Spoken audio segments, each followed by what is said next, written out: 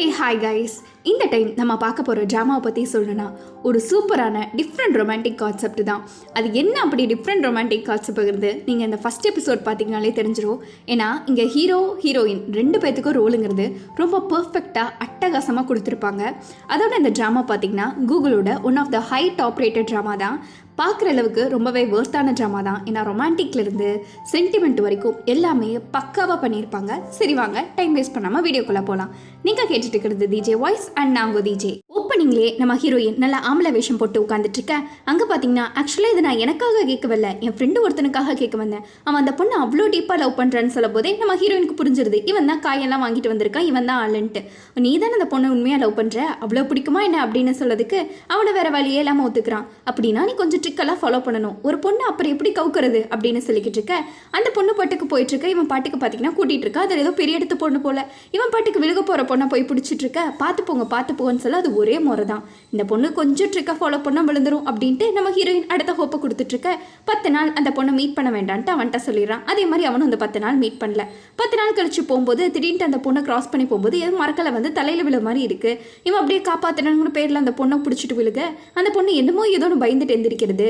இனிமேல் என்ன நடந்தாலும் சரி நான் உன்னை விட்டு போகவே மாட்டேன்ட்டு இவ சொல்ல, அந்த பொண்ணு பல்லார்னு கன்னத்தில் அடிச்சு ஏன் இவ்வளோ நாள் என்னை பார்க்கவில்லை அப்படின்ட்டு கேட்க.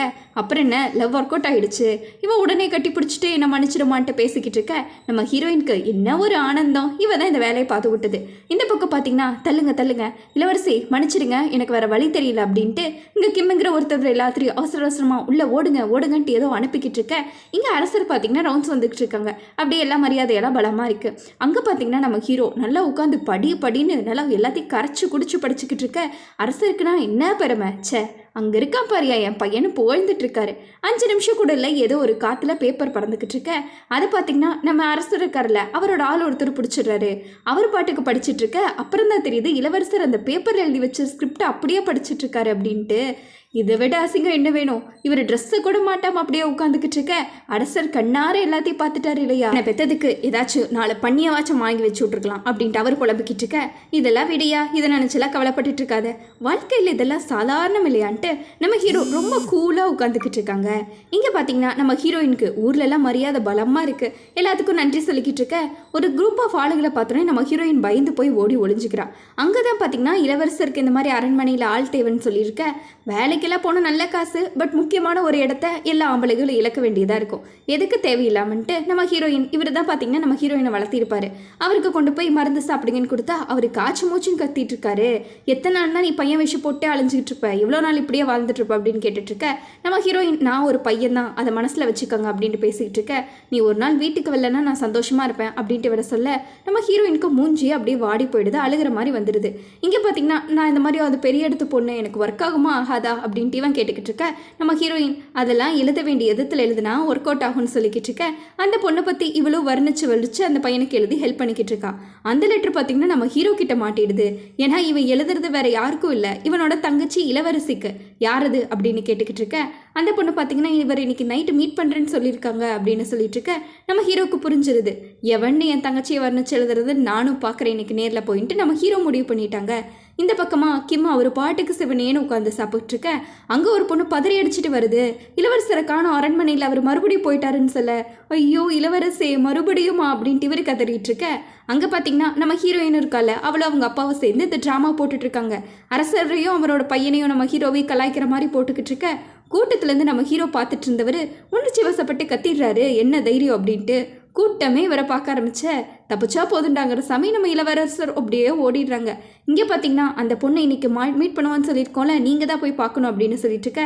நம்ம ஹீரோயினா ஐயோ ஆளை விடுங்கடா, என்னால் முடியாது, நான் இந்த விளையாட்டுக்கு வரலன்ட்டு ஓடிக்கிட்டு இருக்கா. ஆனால் அவனுக்கு பணத்துக்கு ஆச்சோனே அட என்னடா நீங்கள் அப்படின்ட்டு நம்ம ஹீரோயின் எப்படியோ ஒத்துக்கிறதுக்கு. அங்கே போய் பார்த்தீங்கன்னா இவ கவிதையை 7 அடிக்கு அளந்து விட்டுட்டு இருக்கா. உள்ள ஆளே இல்லை, இவ அதை பார்க்காம அளந்து விட்டுக்கிட்டு இருக்கா. கொஞ்ச நேரம் கழிச்சு யாரோ நடக்கிற மாதிரி கேட்குதுன்ட்டு இவ திரும்பி பார்க்க. அங்கே ஏதோ ஒரு கால் நிற்குது. மேலே பார்த்தா நம்ம ஹீரோ பார்த்த உடனே இவளுக்கு தூக்கி வாரி போட்டுருது.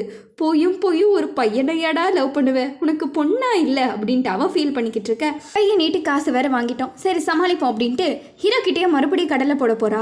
நீ என்ன நினச்சாலும் பரவாயில்ல, இந்த ஊரே இல்லை உலகமே நம்மளை எதிர்த்தாலும் பரவாயில்ல, நான் உன்னைத்தான் காதலிக்கிறேன், உன்னைத்தான் கல்யாணம் பண்ண போறேன்ட்டு இவ பாட்டுக்கு அள்ளி விட்டுட்டு இருக்க. என்ன ஆளியா நீங்கிற மாதிரி ஹீரோ அவ்வளோ கேவலமாக பார்த்துக்கிட்டு இருக்காங்க. சரின்ட்டு 2 பேரும் சாப்பிட்லான்னு வந்துட்டு இருக்கேன். அங்கே பார்த்தீங்கன்னா ஒரு பாட்டி எல்லாத்தையும் கழுவி ஊற்றிட்டு இருக்காங்க. ஆக்சுவலி இவங்க அரண்மனையில் வேலை செஞ்சவங்க போல. நம்ம ஹீரோயின் பார்த்து சிரிச்சுக்கிட்டு இருக்க. பாட்டி சீக்கிரமாக வந்து இடத்த காலி பண்ணி கொடுன்ட்டு நம்ம ஹீரோயினையும் பிடிச்சி கழுவிக்கிட்டு இருக்காங்க. அப்போ யதார்த்தமாக நம்ம ஹீரோ பார்க்குறாங்க. பார்த்த உடனே இந்த பாட்டிக்கு ஏதோ தோணுது, இதை நான் எங்கேயோ பார்த்துருக்கேனேன்ட்டு. அப்புறம் தான் ஞாபகம் வருது, ஐயோ இது இளவரசரன்ட்டு. பாட்டி அதை பார்த்து பதறிட்டு இருக்க. நம்ம ஹீரோ எதுவுமே சொல்லாமல் ஒரு கஞ்சாடை தான் காட்டுறாங்க. அதை பார்த்து நான் மன்னிச்சிடுங்கன்ட்டு பாட்டி அப்படியே பயந்து ஓடிக்கிட்டு இருக்க. நம்ம ஹீரோயின் பெரிய ஆளுதாப்பா நீ அப்படின்னு சொல்லிட்டு இருக்கா. வா வேற இடத்துக்கு போகலாம் அப்படின்ட்டு நம்ம ஹீரோ வேற எங்கேயோ கூட்டிகிட்டு போக அங்கே போய் செவத்துக்கு பின்னாடி தள்ளி விட்டுறாங்க. நம்ம ஹீரோயினோ ஐயோ இது பப்ளிக் பிளேஸ், இங்கெல்லாம் இப்படி பண்ணக்கூடாதுன்னு சொல்லிட்டு இருக்க. கழுத்தில் கத்தியை வச்சுட்டாரு. நான் உன்னை பார்க்க வந்ததே நீ நல்லவனா இருந்தா என் தங்கச்சி உனக்கு கொடுக்கலான்ட்டு தான், ஆனால் நீ இவ்வளோ கேடுக்கிட்டவனா இருக்க, பையனு கூட தெரியாமல் வளைஞ்சிக்கிட்டு இருக்கேன்னு சொல்ல, இந்த மாதிரி இப்படிலாம் பண்ணனா உன்னை பேசாமல் கொண்டுட்டா அப்படின்னு கேட்டுக்கிட்டு இருக்காங்க. நம்ம ஹீரோயினா நான் நிஜமாலுமே மனசார தான் இந்த லெட்டர் எழுதுறேன்ட்டு மழுப்பிட்டு இருக்க. நம்ம ஹீரோ நான் உன் ஃபேமிலியை பார்க்கணும், எனக்கு கூட்டிகிட்டு போய் காட்டுன்ட்டு சரியாக மாட்டி விட்டுறாங்க. நம்ம ஹீரோயின் இங்கே முடிச்சுட்டு இருக்க. இங்கே ஒருத்தரவங்க பார்த்தீங்கன்னா எப்படியாச்சும் கண்டுபிடிங்கன்னு கத்திக்கிட்டு இருக்காங்க. என்னடா பிரச்சனைனா நம்ம ஹீரோயின் ஒருத்தவங்களை சேர்த்து வச்சுருப்பாங்களே, அது ஆக்சுவலாக இவரோட ஒய்ஃபு. ஜோடி போட்டு போயிட்டு இருக்க. இங்கே பார்க்குன்ட்டு ஒருத்தவர் இந்த மாதிரி சிப்பாய்களெல்லாம் பார்த்து ஏதோ பம்பிட்டு இருக்காரு. இவனுங்க கண்ணில் மாட்டினா அவ்வளோதான்ட்டு அங்கே போகிற வர பொண்ணு அப்படியே கொடையை பிடிச்சி கூட்டிகிட்டு போயிட்டு இருக்க. இந்த அழகான மூஞ்சியில் வெயில் படக்கூடாதுன்ட்டு தான் நான் இப்படிலாம் பண்ணிக்கிட்டு இருக்கேன்ட்டுக்கிறாரு. இவர் அப்படியே பேசிக்கிட்டே கிராஸ் பண்ணிக்கிட்டு இருக்க. அந்த சிப்பாய்கள் எல்லாம் கடந்து போயிடுறாங்க. அவங்க யாருமே இந்த பார்க்க பார்க்கல. ஆமாம் நான் அவ்வளோ அழகாக இருக்கேன்ட்டு அந்த பொண்ணு கேட்டுட்ருக்கேன். நான் அழகான மூஞ்சின்ட்டு என்ன சொன்னேன், தப்பாக புரிஞ்சுக்காதீங்கன்ட்டு சரியாக பல்பு கொடுத்துட்டு போக இங்கே பார்த்தீங்கன்னா நம்ம ஹீரோயின் ஏதோ ஒரு இடத்துக்கு வந்திருக்கா. அந்த இடத்த வந்து முழின்னு முழிச்சுக்கிட்டு இருக்க. இவளுக்கு ஒரு ஃப்ளாஷ்பேக் என்னென்னா, கடன் கொடுக்க முடியாமல் இவள் அந்த இடத்துல தான் பார்த்தீங்கன்னா நல்லா சமத்தையாக வாங்கியிருப்பா. அங்கே போய் நான் இங்கே ரெஸ்ட் ரூம் போகணுன்னு சொன்னோன்னே ஹீரோ என்னது அப்படின்னு கேட்குறாங்க. அட நீயும் போகிறேன்னா போ, இல்லைனா என்ன நான் போகிறதையா பார்த்துட்ருப்பேன்ட்டு இவள் சரியாக பல்பு கொடுக்க 5 நிமிஷம் கழிச்சு ஹீரோவை அப்படியே தள்ளி விட்டுடுறா. நம்ம ஹீரோ அங்கே குழி இருக்கும் போல் இவள் வேணும்னே தள்ளிவிட அவர் இவருக்கு மேலே உசாரா இவளுக்கு பிடிச்சி இழுத்துட்டுலாம் உள்ளே விதிக்கிறாங்க. 2 பேரும் பார்த்தீங்கன்னா கடைசியில் அந்த குழிக்குள்ளே மாட்டிடுறாங்க. ஏன் இப்படி பண்ண, உனக்கு என்னதான் என் மேலே கொலவரி அப்படின்ட்டு நம்ம ஹீரோ கழுத்தை பிடிச்சி கேட்டுக்கிட்டு இருக்க. ஹீரோவோட கழுத்துலேயே பார்த்தீங்கன்னா பாம்பு உட்காந்துட்ருக்கு. இவ பார்த்து அலறிக்கிட்டு இருக்க. எப்படியோ அந்த பாம்பை தள்ளி விட்டுறாங்க. 2 பேரும் பாம்பு கிட்ட இருந்து தப்பிச்சிடுறாங்க.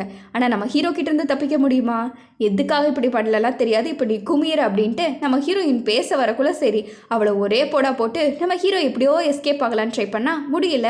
அடுத்து நம்ம ஹீரோயினை ஒரே பிடிச்சா இழுக்கும் போது அவளுக்கு நான் ஹாட்டில் பக்குன்னு இருக்கு. நம்ம ஹீரோவில் தூக்கி விடுறாரு. நம்ம ஹீரோயினுக்கு இன்னுமே ஆக்வர்டாக போயிடுது. எப்படியாச்சும் மேலே மட்டும் போயிட்டேன்னு வச்சுக்கோ, உன்னை நான் வச்சு செய்ய போகிறேன் பாரு, உன்னை குள்ளாமல் விட மாட்டேன்ட்டு நம்ம ஹீரோ அப்படியே கோவத்தில் பதறிக்கிட்டு இருக்க. இவளா அப்படியே முழிச்சுக்கிட்டு இருக்கா. எப்படியோ தப்பி தடுவாரி நம்ம ஹீரோயினை மேலே ஏற்றி விட்டுறாங்க. ஏற்றி விட்டோன்னே நம்ம ஹீரோ இங்கே கையை கொடு பார்க்கலான்னு சொல்லிக்கிட்டு இருக்க. அவள் சிரிச்சுக்கிட்டு இருக்கா. அட என்ன சிரிச்சிட்டு இருக்க, கையை கொடுன்னு நம்ம ஹீரோ கேட்க. நீங்கள் பேசுனதெல்லாம் நான் கேட்டுட்டேன்னு, மேலே வந்தால் நீங்கள் சும்மா விட மாட்டீங்க தானேன்ட்டு இருக்கா. ஐயோ நான் சும்மா சொன்னோமா, அப்படிலாம் இல்லையே அப்படின்ட்டு இருக்க. கையை கொடுன்ட்டு இவர் சிரிச்சுக்கிட்டு இருக்க. அவளா கிண்டலாக சிரிச்சுக்கிட்டு இருக்கா. நான் அப்புறமா ஆள் அனுப்புகிறேன் அப்படின்ட்டு நம்ம ஹீரோவா கொலை காண்டில் இருக்காங்க. அடுத்த டைம் உன்னை பார்த்தேன்னு வச்சுக்கோ நீ செத்த ஏன்ட்டு அப்படின்ட்டு இருக்க. பார்த்தா பார்ப்போம் பாய் அப்படின்ட்டு நம்ம ஹீரோயின் பாட்டுக்கு கூலாக ஓடிக்கிட்டு இருக்கா. ஓடி வந்து அவங்க ஊரில் பார்த்தா இவளோட ஃபோட்டோ வேறு வரைஞ்சி வச்சுருக்காங்க. யாரா இதுன்ட்டு இவள் உத்து பார்த்துக்கிட்டு இருக்க. அந்த இடத்துல பார்க் வந்துடுறாங்க. வந்து ஆமாம் எதுக்கு இப்படிலாம் வரைஞ்சி வச்சுருக்கீங்க, இந்த லேடி இருக்காங்களே இவங்க 2 பேரையும் ஓடி போக வச்சாங்க அப்படிங்கும்போது அட அவங்களுக்கு கல்யாணம் வேறு ஆகிடுச்சான்ட்டு நம்ம ஹீரோயினுக்கு அப்போ தான் அந்த மேட்ரே தெரியும். பார்க்குக்கு தெரிஞ்சிருது இந்த ஃபோட்டோவில் இருக்கிறது நம்ம ஹீரோயின் தான் அப்படின்ட்டு. ஃபோட்டோவில் இருக்கிறவனா அவ்வளோ கொடுமையானவன் என்னன்ட்டு நம்ம பார்க்க வேணும்னே கடுப்பேற்றுற மாதிரியே நம்ம ஹீரோயின்ட்ட கேள்வி கேட்டுட்ருக்க. அட என்ன அவளை இவ்வளோ கொடுமைப்படுத்தினாங்க தெரியுமா அந்த பொண்ணை, அவள் ஹஸ்பண்ட் ரொம்ப கொடுமைக்காரன்ட்டு நம்ம ஹீரோயின் சப்போர்ட் பண்ணியே பேசிக்கிட்டு இருக்கா.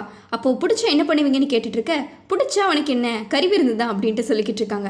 நம்ம ஹீரோயின் அட தெரியாமல் பண்ணியிருப்பாயா விடுங்கயா அப்படின்ட்டு பேசிக்கிட்டு இருக்க. அவங்களுக்கெல்லாம் டவுட் வந்துடுது. ஒரு நிமிஷம் உன் மூஞ்சை கட்டுன்ட்டு நம்ம ஹீரோயின் மூஞ்சை பார்க்கலான்ட்டு போக பார்க்குதான் பார்த்தீங்கன்னா நம்ம ஹீரோயின் அப்படியே பிடிச்சி காப்பாற்றிடுறாங்க. அடடா நம்ம வீட்டுக்கு போகலாமா, நம்மளுக்கு டைம் ஆச்சு பாரு, ஏன் இப்படியே பேசிக்கிட்டு இருக்கேன்ட்டு பார்க்க அப்படியே நம்ம ஹீரோயினை கூட்டிகிட்டு போயிட்டுருக்க. இங்கே பார்த்தீங்கன்னா மந்திரியை காட்டுறாங்க. அவங்க இந்த மாதிரி அரசு திருன்ற மக்களெல்லாம் நான் கொல்லலான்ட்டு ஆணையிட்டுட்டேன் நீங்கள் சொன்னீங்களே அப்படிங்கும்போது அரசர் நான் சொல்லலை அப்படிங்கிறாரு. நான் தான் சொன்னேன் உங்களுக்கும் ஓகே தானே, உங்களுக்கு என்ன பிரச்சனையா என்ன அப்படின்னு கேட்டுக்கிட்டு இருக்கேன். அதுக்கு சொல்யூஷனில் கண்டுபிடிக்கணும், ஏன் அவங்கள கொல்றீங்க அப்படின்ட்டு அரசர் கேட்குறாங்க. மந்திரியா, அப்புறம் 10 வருஷத்துக்கு முன்னாடி நடந்ததான் நடக்கும், ஞாபகம் இருக்கா அப்படிங்கும்போது அரசருக்கு பார்த்தீங்கன்னா உடம்பெல்லாம் பதட்டமாயிடுது. 10 வருஷத்துக்கு முன்னாடி மக்கள்லாம் வந்து நம்ம அரசரை ஜஸ்ட் மிஸ்ல கொள்ளலான்னு ட்ரை பண்ணியிருப்பாங்க. அது இவருக்கு ஃப்ளாஷ்பேக் வந்துட்டு இருக்க அரசர் பயப்படுறதெல்லாம் கேட்டு நம்ம இளவரசர் இருக்கார்ல, அவரை கோச்சிட்டு போயிட்டு இருக்காங்க. இந்த பக்கம் நம்ம ஹீரோயின் பாட்டுக்கு ஜாலியாக நடந்து போயிட்டு இருக்க எவனோ ஒருத்தன் தூக்கிட்டு போயிடுறான். நம்ம ஹீரோயினுக்கு தான் கடன் பிரச்சனை ஜாஸ்தியே, அதில் கடன் வாங்கியிருப்பான்ல ஒருத்தன். அவன் பார்த்தீங்கன்னா நம்ம ஹீரோயினுக்கு காசுக்காக அரண்மனையில் வித்துட்டான் இவனை. இனிமேல் நீ அரண்மனையில் தான் இருக்க போறேன்னு சொல்லிக்கிட்டு இருக்க. அரண்மனைக்கு போகணுன்னா தான் மெயின் பாட்டு இருக்குல்ல, அதை கட் பண்ணிடுவாங்க. நம்ம ஹீரோயினுக்கு கட் பண்ணுறதுக்காக எவனோ ஒருத்தன் கல்லெல்லாம் சேவிக்கிட்டு இருக்கன்ட்டு நம்ம ஹீரோயின் எப்படா தப்பிக்க போறோன்ட்டு பயந்துட்டு இருக்கன்ட்டு அதோட இந்த எபிசோட் முடிக்கிறாங்க. நெக்ஸ்ட் எபிசோட்லாம் ஒரு தரமான ட்ராமாவை எப்படி காட்டணுமோ அப்படி காட்டியிருப்பாங்க.